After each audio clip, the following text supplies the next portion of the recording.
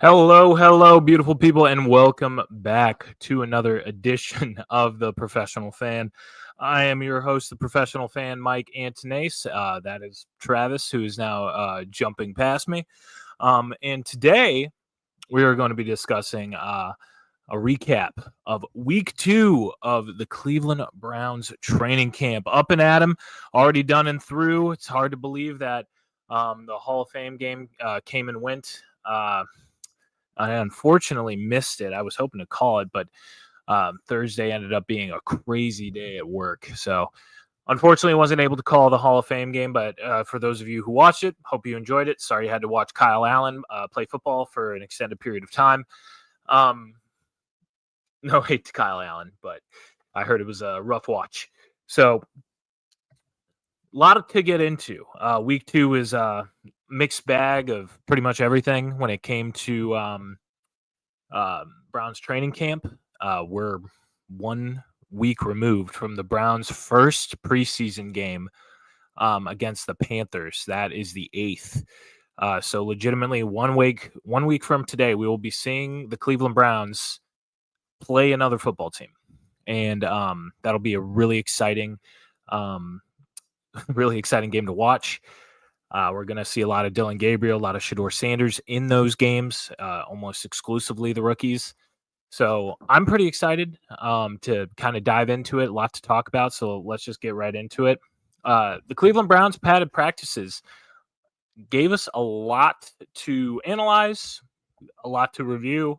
The first thing I want to bring up is how right I was, and any of you ball knowers out there, about Carson, Captain America, Wessinger. This dude can play football. He has looked excellent. He's looked like a first-round pick. I mean, for all intents and purposes, the 33rd overall pick, first pick of the second round, should be as good as a first-round pick. And that's exactly what Schwess was. He is as advertised, if not better. On my big board initially, he was the second best linebacker behind Jihad Campbell. I think, and I've been watching Jihad Campbell with the Eagles, and now I think Campbell will also be great in his own right eventually, but the Eagles have a lot of talent on that defensive line in that defensive backfield. So I don't think Campbell's going to get a lot of early work over there. But Schwess might very well end up being the best linebacker from this draft. His instincts look on point. He's learning the playbook quickly. He's already wearing the green dot. I mean, he just hits and then he gets back up, gets ready for the next play. He is an absolute machine out there, and I am so happy that Carson Schwessinger is a ball player, man, because he's going to be an important part of the Browns defense. You know, JOK was going into his 5th year, unfortunately. You know, the nerve damage happened, and he's going to be out the season. I hope JOK will eventually be able to play football again. We will see. Not entirely sure if that's going to be a possibility. But that's one of the first things I wanted to touch on was Carson Schwessinger is as advertised, if not better. Another thing I want to touch on is Mason Graham. Looks great. I know there were some concerns when pads weren't on as far as how he looked, all of that good stuff, and drills. Now, defensive tackle is one of those positions that it's really hard to gauge until pads are on, until you can see the power, the twitch, all that good stuff. Mason Graham worked Wyatt Teller like multiple times during padded practices. So Mason Graham has looked great. Shout out to Football Chops on ESPN Cleveland. Chops created the football, the QB tracker, which has permeated the internet, and now none of us can escape it. So thank you, Chops, for doing that. But today, on the last day of week 2, Dylan Gabriel struggled mightily. Dylan Gabriel actually looked awful. He went 3 of 14 and a pick. Joe Flacco went 9 of 13 and a touchdown, and 2 touchdowns. And Shedeur Sanders went 7 of 10 and a touchdown. So Shedeur continues to build and build and build, and he did get some first-team reps As my thumbnail says, he got a couple of reps with the first team defense while also still playing with the second team offense. And he went 2 of 3, looked great, looked poised. Shedeur has continued to impress me. And from what I've heard inside of the building and the reports that are out there, is he has impressed and outpaced where the Browns would think he would be at this point in the offseason. So that's really exciting to hear, exciting to see. I do expect Shedeur to get a good amount of playing time in the joint practices. Let's remember that the Browns do have 2 joint practices this year. We usually only have one. We have a joint practice against the Carolina Panthers, and then we have a joint practice against the reigning Super Bowl champions, Philadelphia Eagles. So, one, you're going up against another younger team with a young quarterback with a lot to prove. So that'll be a good litmus test, but an even better litmus test is the reigning Super Bowl champions. So be excited for both of those. And then we actually have I think we have preseason games against both of those guys, actually. Roscoe. Josh is in the chat. What's up, Josh? Hope work was good today. Go Ravens, he says, you traitor. Yeah, so Shedeur Sanders looked excellent.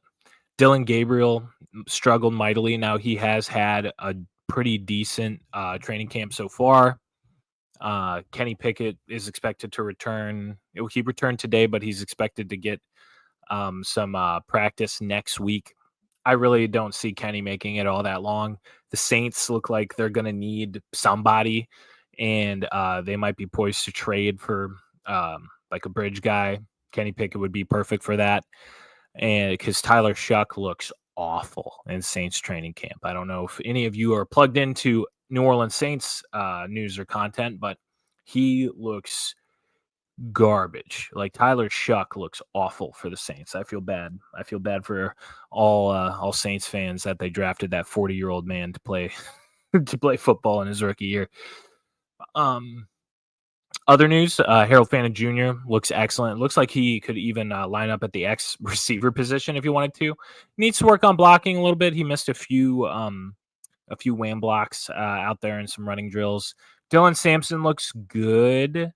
Got to work on getting skinny between the lanes, but otherwise he's looked pretty decent.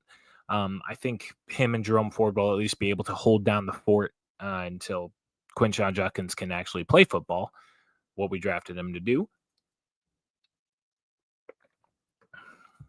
And I also owe a personal apology to Deontay Johnson, who has looked pretty good in training camp. I actually expect him to make the team.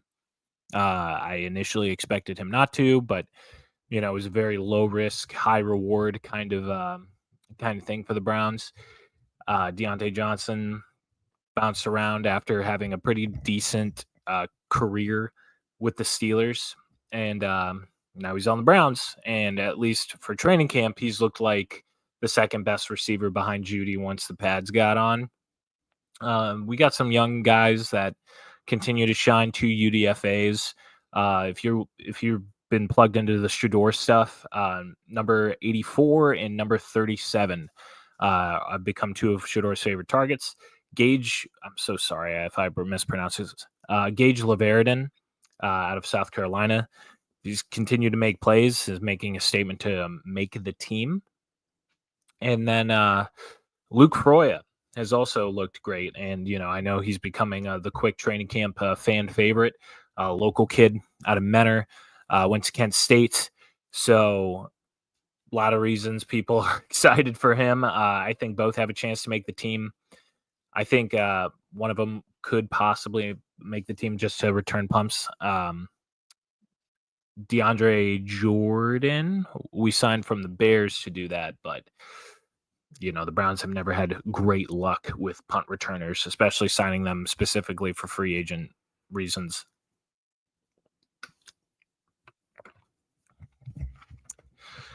Other news, the Browns have moved Greg Newsome to the outside, so looks like it's going to be the Cam Mitchell, Miles Harden show in the slot, and we'll see how that goes. Obviously, Martin Emerson, unfortunately, is out for the year. I wish him well. I wish him all the best health. I hope he can rehab and get back better than ever next year. But he did, in fact, tear his Achilles. He will not be playing for the Cleveland Browns in the 2025-2026 season. So it's all going to be Greg Newsome, Denzel Ward, and either Miles Harden or Cam Mitchell win that slot position, or Nick Needham. I've heard him thrown out there as well. Greg Newsome has a huge opportunity here. An outside corner might be his more natural position. And, while he doesn't have great closing speed, he does have great instincts, and he is very successful in zone. So Greg Newsome has a great opportunity to be able to make the team. Well, not make the team. Duh. He's going to make the team regardless. Has a great opportunity to win that position back, rather, is what I meant to say. And also get a bag because he is in his fifth-year option with the Browns. Greg Newsome has made it very clear that he wants to be with the Browns for life. I think Greg's a very good player. He's never been like a Pro Bowl kind of caliber player or all pro or anything like that, but he's a solid NFL corner. He's good on the outside. He's good in the slot. He doesn't make a lot of mistakes. Super, super smart player. I've always loved Greg. He brings a great energy to the team. Everybody loves him in the locker room. Does a lot in the community. Always liked Greg Newsome, the person and the player. So I hope he can win that position, get paid, and be with the Browns for the rest of his career like he wants to. Because it is refreshing to hear players say that even after such a terrible season as last year was. So for Greg, sorry for Martin, but see how Greg can respond during the season and see how he bounces back. I like Newsome also. He just has fun. Yeah, he really does. And that's a big thing. And I know people kind of trash him for that, but at the end of the day, they are playing a game professionally. It is a game. And I love the guys that take it serious but not too serious. They still have fun with it. It's always good to see the football players love football, because there are a lot of guys out there. I mean, not throwing shade at him because here, get your money, but Jadeveon Clowney, that man does not like football. That man likes money, and that's okay. But there are guys out there that are professional athletes that do it because they're good at it. They're great at it. Obviously, they've gotten to the highest caliber, and this is NFL, NBA, MLB, even maybe to a smaller scale. But there are a bunch of guys who are professional athletes that just don't love the game. They just do it because they're great at it and they can make millions of dollars. And again, no shade, don't blame them. If I was that good at something that I can make millions of dollars doing it, but I just kind of didn't care for it, I'd be doing that, whatever that job is, and I'd be making millions of dollars. That's why I like PJ. He was just having fun. Yeah, PJ Walker. I mean, you gotta have fun if you're PJ Walker, man. You're not in it for a long time. You're in it for a good time kind of thing with PJ Walker.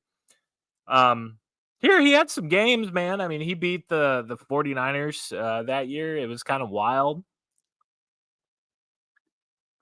I'm surprised that offense scored as many points as it did, considering because that was a very not a great put together offense.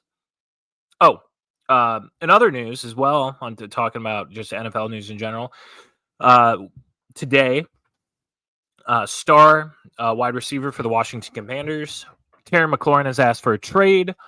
He has been unable to reach an agreement with the Commanders, or negotiations broke down. Terry McLaurin will be turning 30 this year. So we'll see how much interest he garners. I know people have floated the idea of him going to the Browns. I don't think Andrew Berry will go for that. Andrew Berry doesn't really trade for people that are 30 plus. It's kind of like age parameters. I mean, they'll draft players a little bit older, but they won't trade for players in their 30s, especially if they're looking for a huge deal. I mean, maybe if it's something small, like a fourth round pick or something like that, which I think Terry McLaurin, as of right now, is worth a lot more. But I just don't know who's going to be willing to give that much for a 30-year-old receiver, even though he's extremely productive. I think he's one of the best receivers in the NFC, incredibly underrated. But I digress. I'm sure he will get traded or sign a new deal, but I don't know how much he's looking for. I don't know if the Browns would be willing to do that. So, also, the Browns have odds to land the other gentleman who just asked for a trade, Micah Parsons. And Micah Parsons, arguably top 3 defensive end in the NFL, right there with Myles Garrett 1, TJ Watt 2, Micah Parsons 3, or you could put Micah Parsons at 2 and TJ Watt at 3. I don't really care what you do. He has asked for a trade, and he was pretty upset in his statement that he released. He detailed like the whole situation, aired the entire situation of like the negotiations or lack thereof. I implore you to go read it. Essentially, he says, he had talked to Jerry Jones, and he's like, yeah, this is what I want my contract to kind of look like. I'll have my agent reach out to you. And then the agent reached out to the Cowboys front office, and they said that the deal was pretty much done, except it wasn't. And they had tried to reach out to the Cowboys front office numerous times. Nothing came of it. And they've just kind of blackballed and lambasted him this entire time. And now Micah Parsons asks for a trade. And, quote, I no longer wish to play for the Dallas Cowboys, end quote. That's, when it comes to star defensive ends asking for a trade and the drama surrounding it, this letter is a lot longer and a lot more angry, a little bit more vitriol than Myles Garrett's letter had.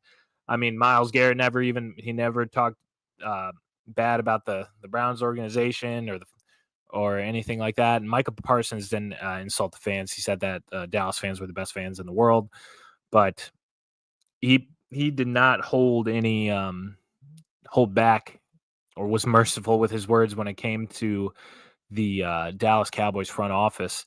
They were talking all sorts of trash. He was talking all sorts of trash on them. So 2 major stars in the NFC East could possibly be on the move. By the way, if Micah Parsons is moved and is traded, I just want to say Jerry Jones is a silly goose. I was going to say something a little bit meaner. I'm not going to, but Jerry Jones, bro, needs a reality check. Get him a GM. Somebody. I don't know if you are a friend of the family. I don't know why on earth you would be watching this show. I'm mainly talk about the Cleveland Browns, but if somehow, some way on God's green globe that you are watching this with my bad camera quality into my nice microphone, talking about the Micah Parsons situation, and you're a family friend, family member, nanny, former doctor, I don't know, of Jerry Jones, tell that man to get a GM, because brother man just doesn't know how to do this anymore. Maybe he's good at picking talent.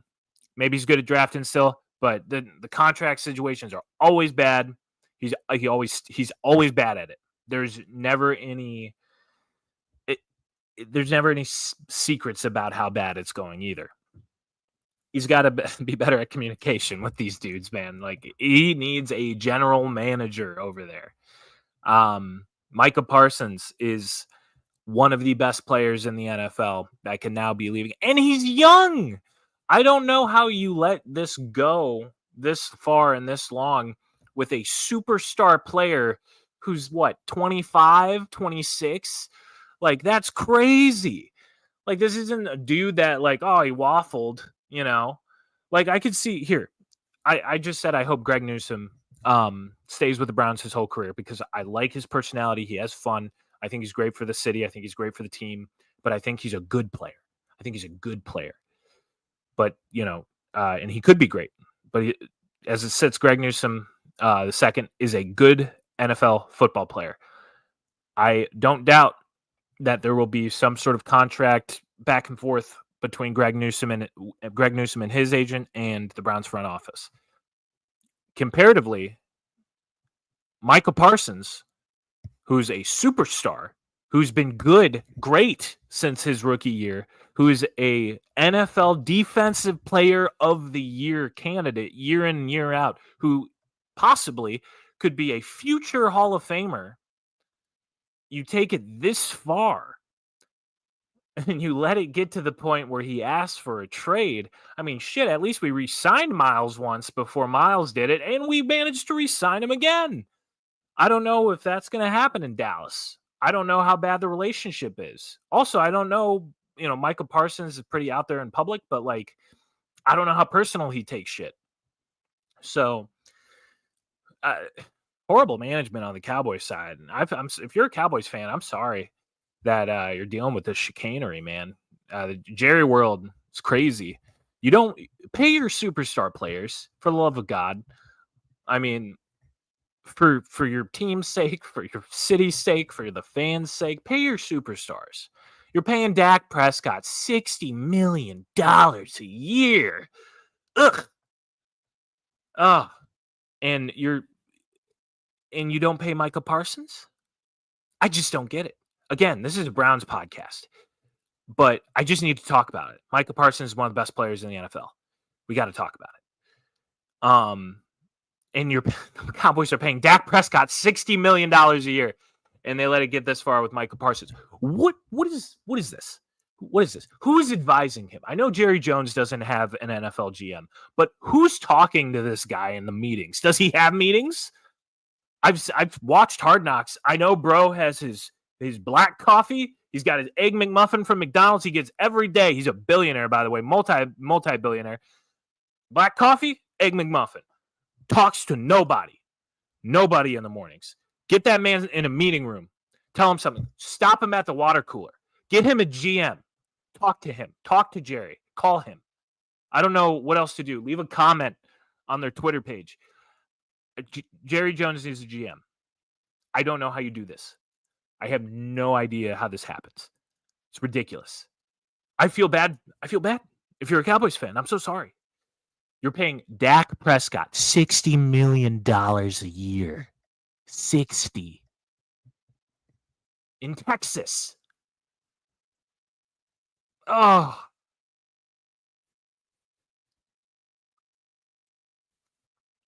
And you let this happen with Micah Parsons. At least you guys didn't let CeeDee Lamb go. That would have been awful too. Hey, but look at the bright side. You guys got George Pickens. You guys got George Pickens. Oh, Joseph's in the chat. Tyreek and picks for Micah Parsons. I mean, if there was going to be any sort of trade for Micah, I assume. I mean, the Dolphins have the capital, and Tyreek's still a pretty good football player, and I know that relationship's kind of eroded, so very well it could be. What's up, Wally?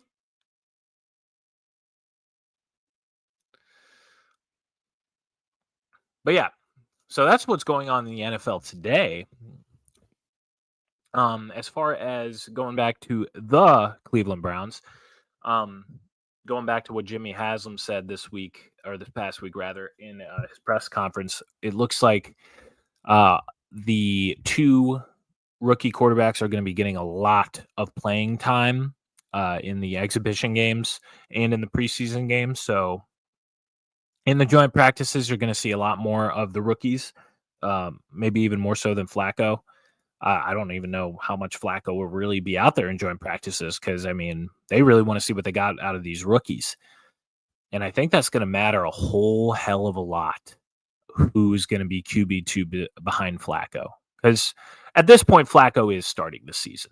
I think we're past the point of pretending that there's a chance that one of the rookies can start the season. I don't think that's how the Browns are going to operate. Flacco will start the season, and they will give the reins over to somebody at some point.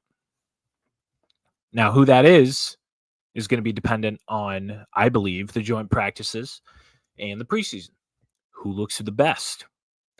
And it's going to matter because, again, you're putting your talent against other teams' talent. They're not going to be as nice on you. They're not going to pull any punches. Obviously, you're quarterback, so you won't get hit. But I think it's going to matter a whole hell of a lot for these young quarterbacks. And I think they're putting a lot on their plate, and to tell them, hey, this is it, guys. This is your time to show us what you got. This is your time to shine. Let's see what you got.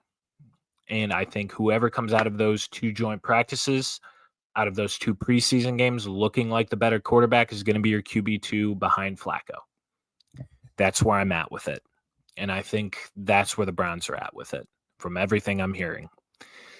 So, Shedeur has looked like the better quarterback throughout training camp. I think he will be your QB2. He has progressed a lot further. There's a lot of reports coming out of the insiders and front office saying that Shedeur Sanders is miles ahead of where they thought he would be at this point in the offseason. So I'm excited to see where it goes. I'm excited to see what Shedeur's got. I really can't wait to see Shedeur against other defenses in these joint practices, man. That's going to be fun to watch.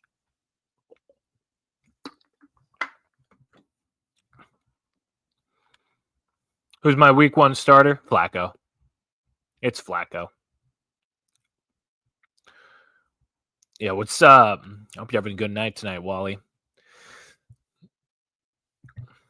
But yeah, so defense, I think takeaways from week 2, if I wanted to summarize. Defense, I think, is going to be pretty good. I think the Browns defense is actually going to be pretty good, possibly great this year. Browns offense has been making strides. They were very worrisome, but they are making strides. Dylan Sampson's been taking steps. Harold Fanning Jr. has been taking steps. Both rookie quarterbacks, minus Dylan Gabriel today, has been taking steps. So I think the Browns around that 7-9 wins is very fair. How about Carson? You should watch the beginning of the show. That's all I was talking about was Carson, Captain America Schlesinger. He looks like the best rookie right now. He looks like a first-round pick. Y'all getting so many views because 12 this team has got up, but definitely got a good defense following you now because you don't seem biased. Yeah, no, I'm not biased. I just report. I don't have any sort of agenda. And you might be and thank you, Q Dog, for the subscription, and thank you for your comment. Love everybody who joins, chats in. I don't mind if you agree, disagree. I actually love respectful disagreement. It gives us something to talk about and discuss. But yeah, no, I like Shedeur. I watched him in Colorado. I always thought he would be an option for the Browns at quarterback. I, like everybody else, was shocked when he fell to the 5th. I was glad the Browns were still able to get him, though, and get all of the other the talent that we surrounded the team with.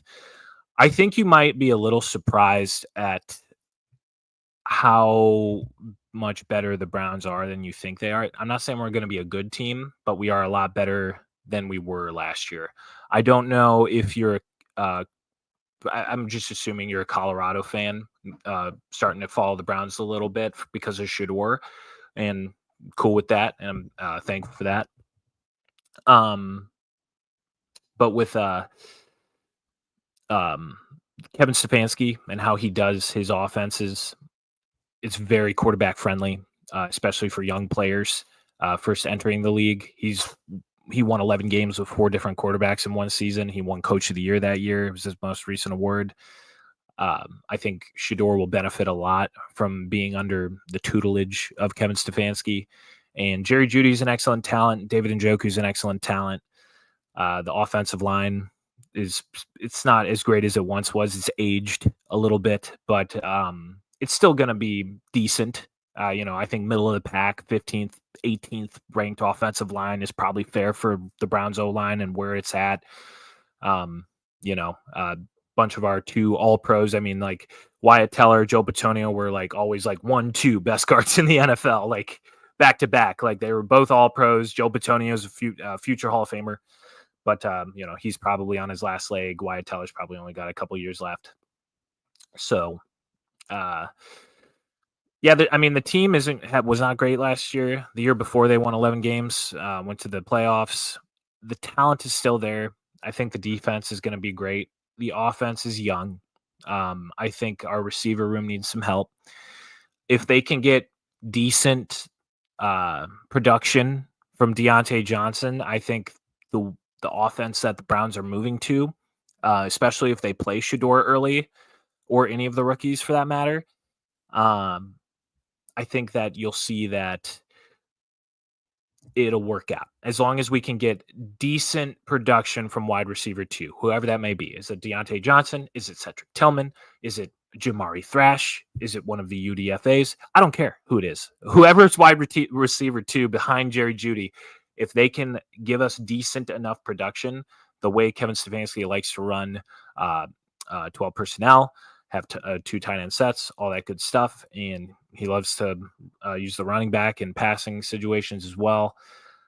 That will help out the Shedeur a ton. And the team, the offense, will be able to actually move the ball. But it's all going to be about the running game. And unfortunately, Quinshon Judkins probably not going to play until like week 7 at the earliest because of I really don't want to get into it. I've talked about it and ad nauseum at this point, but the Judkins situation sucks. But I still think our running game will be a lot better than it was last year. I think Dylan Sampson is super underrated.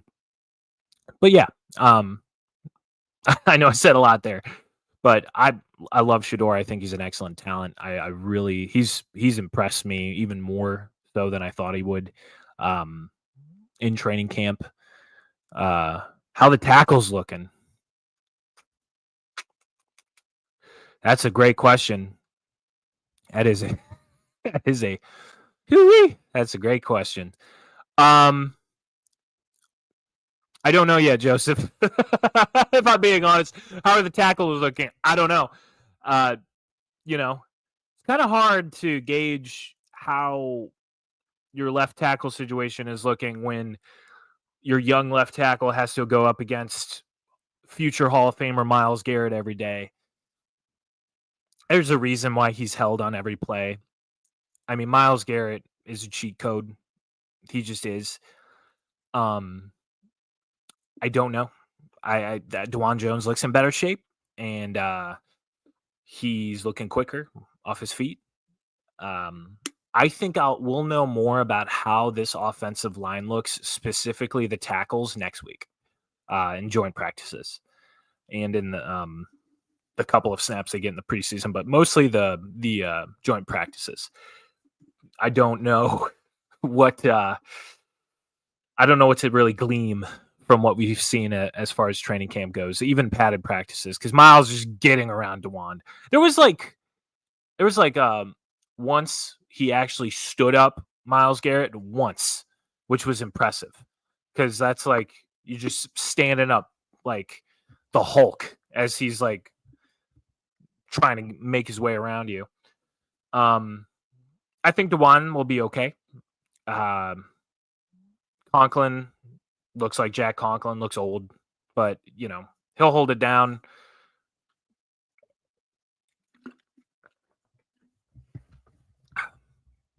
But yeah, as far as the tackles go, I think we'll know more next week specifically. Let's see.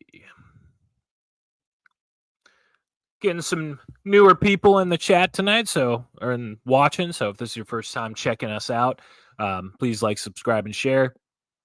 Unbiased show. We just talk about football. We don't have any sort of agenda. Gonna report the news. Gonna just talk about things. That's how it is. We're Browns fans.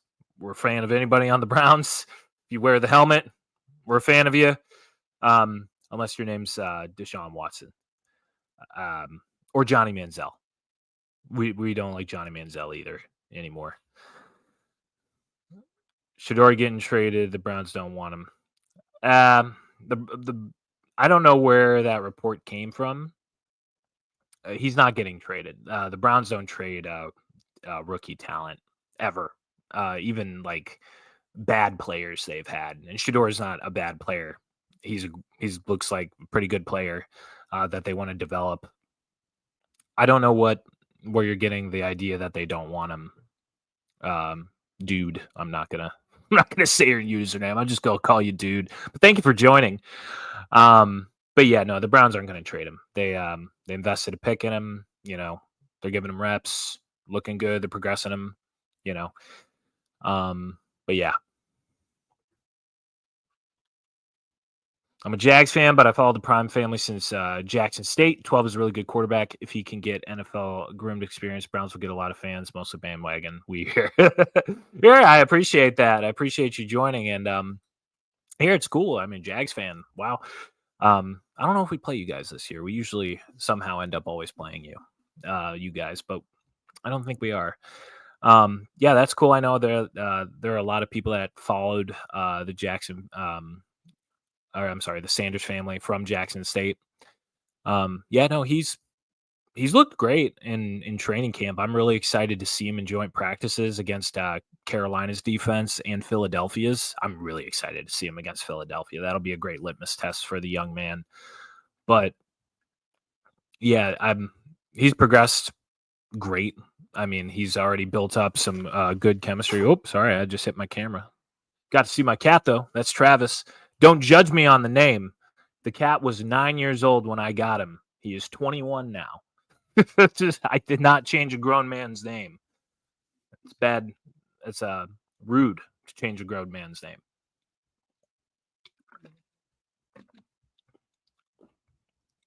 Let's see.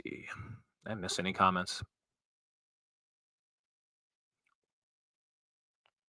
But yeah, no. Shedeur's not getting traded. The Browns want him. The Browns picked him because they wanted him. I'm curious, dude. I mean, where did you see? Where are you getting that idea from?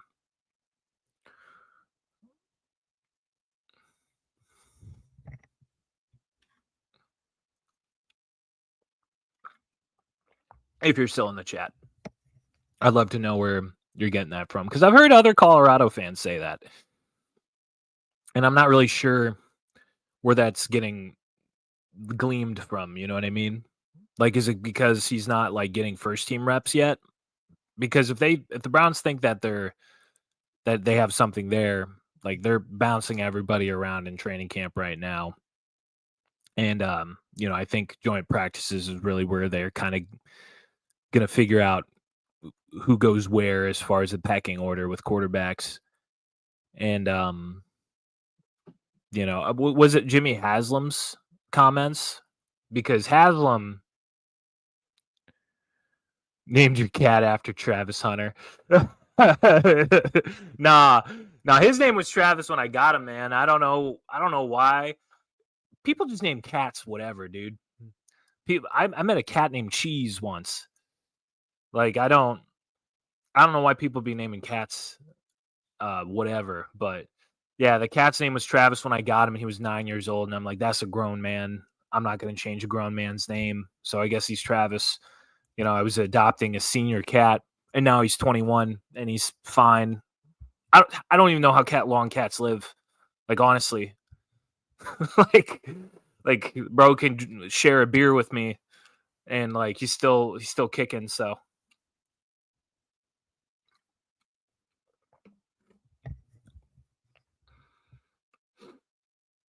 yeah, I've watched some Jaguars camp. Travis Hunter looks really good. So does Brian Thomas Jr. I knew he would be good.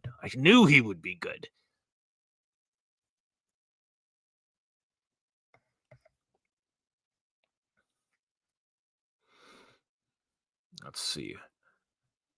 But yeah, guys, wanted to get on here. I mean, here, if there's anybody watching who wants to ask a question, all that good stuff, I'll just leave this up for questions for the next 10, 15 minutes. And then if we ain't got nothing, I'll probably hop off. Want to do a quick recap. If you have any questions and you're a Colorado fan coming over to at least check on the Browns, see what's up with Shedeur, or unfamiliar with the Browns in some way, shape, or fashion, be more than happy to answer a question regarding the Cleveland Browns or the situation or what have you. So, yeah, I'll leave this open for the next 10 minutes, 15 minutes or so. See if anybody that pops in with a question. Q-Dog says, Brown's not about to trade 12. They definitely not about to put him on the practice squad so another team can claim him. Yeah, no. So the Browns always hold 4 quarterbacks and then they cut one or trade one. And then they usually keep 2 to 3. They usually keep 3. So, no, they're not going to trade 12. They're not going to put Shedeur on the practice squad, especially because he's looked very, very good. You know, Kenny Pickett's the odd man out. I've been saying that since the beginning. They'll probably trade Kenny Pickett to the Saints because the Saints are here. I'm a Browns fan. I've been a Browns fan since I was a kid. I grew up and live in Cleveland. So when I know train wreck football organizations, the Browns have been one for a very long time. Not so much anymore. And I say not so much because they have their moments. Not so much anymore, though. But as far as train wreck organizations and situations go, the Saints are one right now, guys. The New Orleans Saints are terrible. Like, if you're a New Orleans fan, at least your bars rock. And at least your drinks and your food is great. You got a beautiful city with great culture. You got live music everywhere. You got stuff to do. Because the Saints are not going to be fun for you this year. I'm about to here. If you're a Saints season ticket holder, go buy a Pelicans ticket, man. Like, I don't know what to tell you. Like, the Pelicans might be more exciting for you this year. That's saying something. Like, damn, Tyler Shuck, Louisville quarterback they drafted in the second round, looks so bad, so bad. I'm surprised he completes passes. He looks awful.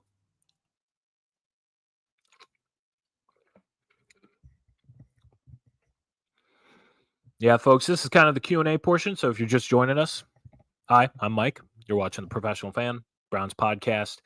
Have a couple other shows on the network. I co-host our main show that we have on Sundays called The Real.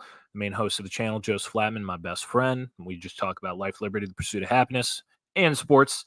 So just unbiased podcast, just talk about football. This is kind of the Q&A section of the show. So if you're just joining us, you have a question about the Browns offseason, Browns training camp, the Shedeur situation, what have you, throw it in the comments in the live chat. I'd be more than happy to read it on screen and answer to the best of my ability.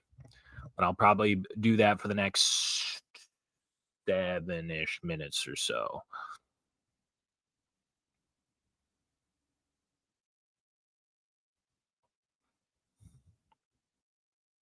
Seeing if I missed any comments. I did not. Saints will be saying, "Aw, shucks," all year long. That's good. I like that. That's pretty creative, what you say. That is creative as hell. I like that. Yeah, man, at least here, they got Sazeracs down there, at least. Shit. Yeah, I don't know why they'd pick that. That dude's like 40. Not really. He's like 29. Wait, no, 27. He's 27 as a rookie. That man has a 401k, and he is a rookie. Yeah, I don't know what the Saints were doing. I almost said I don't know what the Browns are doing. I'm just used to saying that. Danny boy, score prediction for Week 1 Browns-Bengals game. I'll say Browns 17, Bengals 14. Joe Burrow always starts slow, and he always struggles against the Browns defense. Just don't want 95's career go under with non-playoff appearances. That guy's a dog. Yeah, I mean, here he's gonna retire Brown at this point. He's here for the next 7 years, I think, is what his extension was. So he's going to retire Brown. I really hope that he gets more playoff appearances. He's been in 3 playoff games now, but yeah, no, he needs to be in more. That dude deserves a Super Bowl. That dude deserves everything. Myles Garrett's my favorite player. Always has been. Love that dude, man. He's a great guy too. Like he's not just a great football player, but he's a great human being. He's great for the city. Uh, you know, does a bunch of the community, man.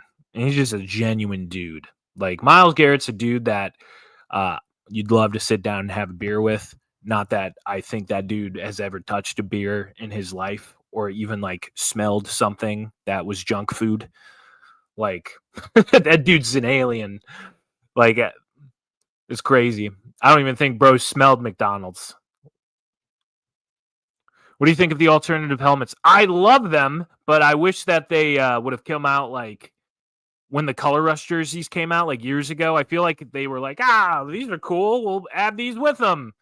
And then nothing, like they just threw them off to the side and forgot about them. And then they're like, oh, we'll bring these back years later. It'll be cool. But it looks like they should have been a thing a long time ago. Dan is the host of The Fix with Chris Garganis, returns this month. Hit the intro, Mike. I would if I knew how to do that. But this season, Dan Malott, Chris Kurganis, 2 gentlemen who know sports betting far better than I, are going to be returning to their show, The Fix. It is all about sports betting. So if you want an opinion on, parlays, prop bets, picks, all that good stuff, make sure you stay tuned for The Fix returning this season. It's a seasonal show, obviously. Focuses mainly around sports betting. So if you're into that, those 2 gentlemen know a hell of a lot more than I do when it comes to sports betting. I'm a homer. I'm a bleeding orange homer. So like I am bad at sports betting. I will always pop into the show, give my 2 cents, but please do never take financial advice from me, let alone gambling advice. Ever. I'll be like, first touchdown score, Dylan Sampson. Yeah, second touchdown score, Dylan Sampson. More rushing yards this season. Nick Chubb is attacked under the combination of Judkins and Sampson's for Browns. That's a good question. I don't know, man. Because it's like that's a good question, Dan. I don't know.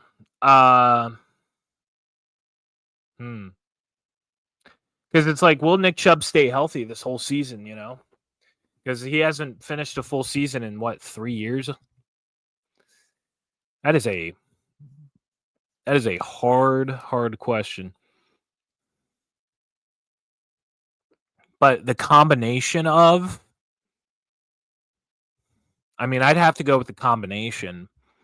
And I'm just going off of the most recent data I got. Because, like, if, Nick Chubb hasn't played a full season in 3 seasons, he's had, 3 injuries to the same leg, 2 of which have been back-to-back, like missed a year and a half, essentially, with 1 injury. And then he broke that leg where he had surgery to last year. So yeah, I'm gonna go Dylan Sampson, Quinshon Judkins, but I don't feel good about that.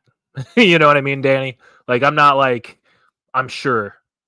I'm just kind of like Nick Chubb hasn't, I don't think Nick Chubb is washed. I just think that he's not going to be, that he might not finish the season.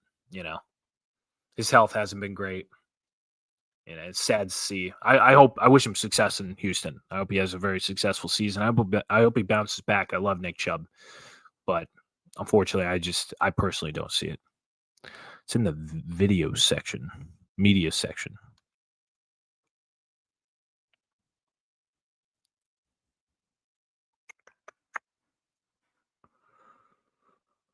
I'm so good at finding things. Ah, I found it. So here's a quick intro for The Fix, which is our sports betting show, starring Dan Milan and Chris Kurganis. Let's see if I can see how to play it. I'm 29, but I'm really 80, and I'm just wearing a 29-year-old suit, obviously, because I can't work a laptop.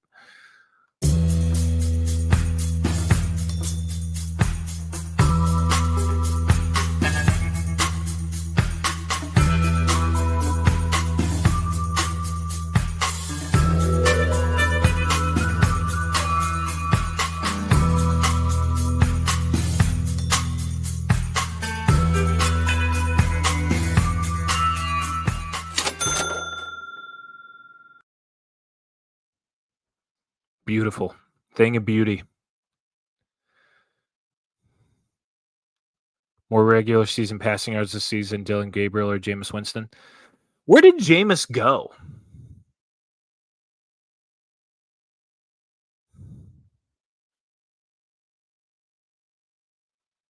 Where's Jameis right now, Danny boy? Let me see if I'm going to Google that shit. Giants?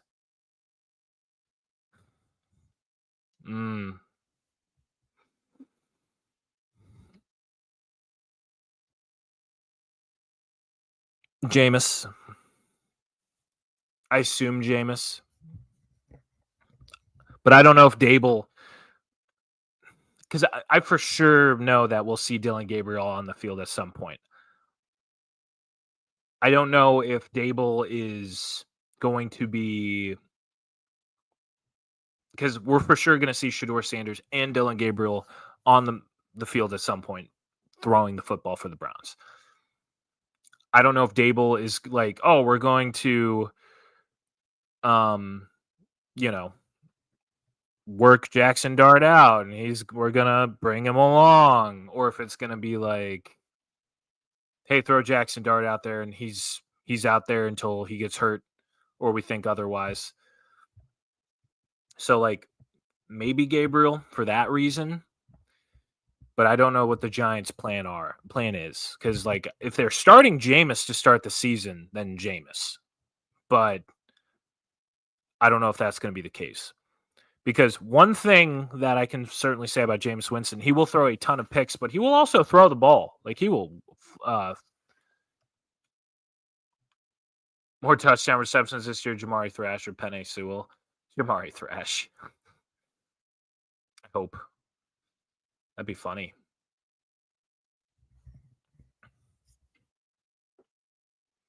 Oh, that's right. They also have Russell Wilson. Yeah, then Dylan Gabriel for sure. I completely forgot they had Russ too, Joseph. Thank you for letting me know. I completely forgot that they signed him too. Man, what a quarterback room for the Giants. It's a shame that they're the New York Giants.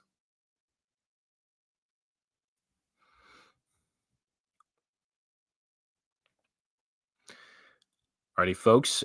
Anybody who's joining us, we're kind of at the Q&A part of the show. So if you have any questions about the Cleveland Browns training camp, Shedeur situation, offseason, all that good stuff, I'll be more than happy to answer it to the best of my ability. Welcome to The Professional Fan. I'm The Professional Fan, Mike Antonis. Just on by a show, talk about football, all that good stuff. More regular season wins, Kevin Stefanski or Mike McDaniel. I think they're going to be similar, like around 6+ wins, 6 to 9, ceiling a 9. I still think the Dolphins aren't that far removed from being a really good football team though too. So like their defense is a lot worse. So maybe Kevin by a game, I think the Dolphins have a chance to be the worst team in that division. Well, the Jets are still there. So could be one of those years where they're tied for last.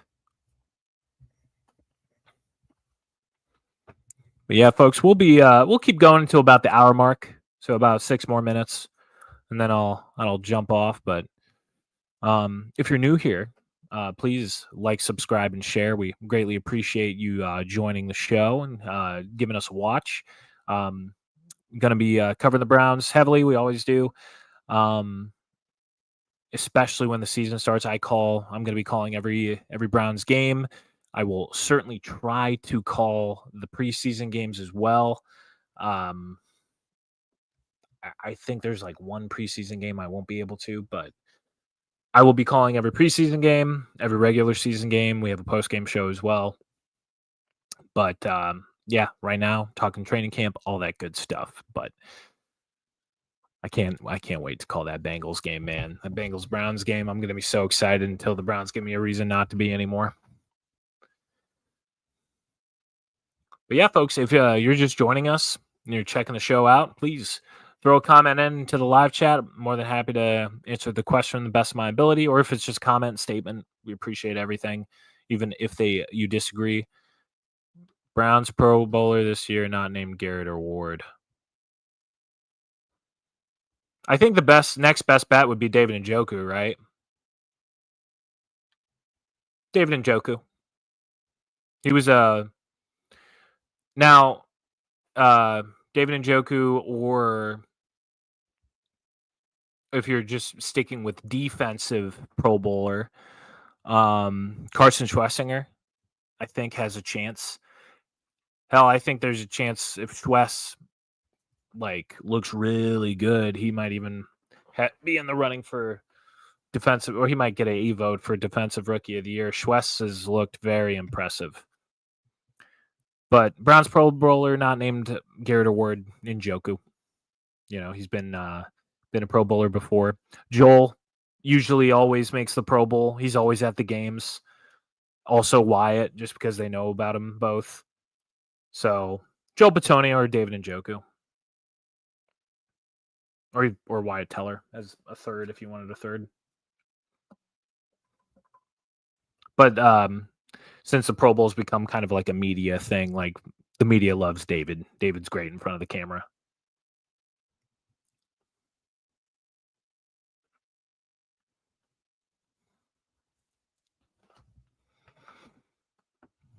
All right, folks. If you're just joining us, you have a question. I'm going to be live for about 2 more minutes. So if you have a burning question you must ask, or just a statement you got to get off your chest, throw it in the live chat. I'll answer it to the best of my ability.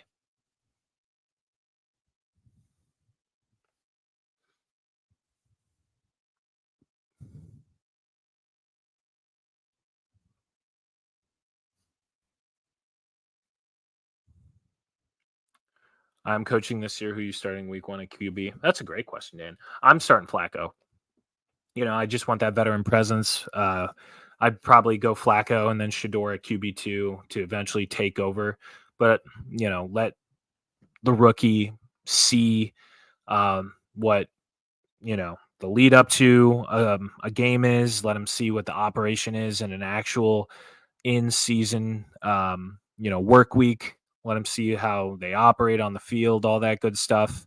But I'm starting Flacco. I'm starting the veteran. You gotta.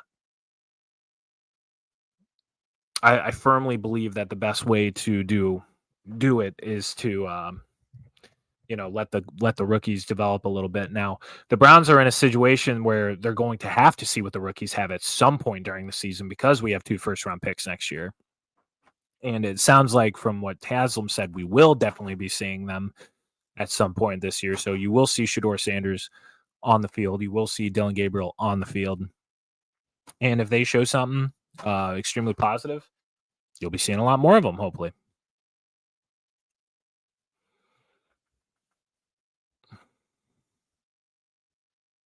But all righty, folks. We're at the hour mark. Thank you so much for joining me this evening. We will be we'll have another show here this Sunday. Oh, wait. Dan has one more question. You can make $1 million guaranteed, so you can try to gain 5+ yards on any single NFL carry with 10 attempts, and you get $10 million. With 10 attempts? Me? I'm taking the $1 million. I'm taking the $1 million. 5 yards? I maybe could get a yard. Maybe. What defensive line do I got? Or offensive line? Well, and what defensive line am I against? If I have the Eagles offensive line, and I'm against like the Panthers defensive line, and it's like a yard, I might be able to do it. Like if they're just pushing them back, let the offensive line push them back a couple yards, and maybe then I can fall forward for a couple. But I'm doing the $1 million. I'm playing for the Ravens, and you're playing the Browns. Well, here's the thing: if I play for the Ravens and I'm playing the Browns, and the Browns' defensive line isn't bad, you know, like there are far worse defensive lines than the Browns. Yeah, no, I'd probably just take the Millie. I'd just take the Millie. Negative 5 yard loss on lever play load. That's the lead speed out there. Yeah, dude. I'd be huffing all them grits coming back to haunt me. But all right. All right, guys. Thank you so much for watching this evening. If you were new here and you enjoyed the show, or if you're just joining, please, watch the show back.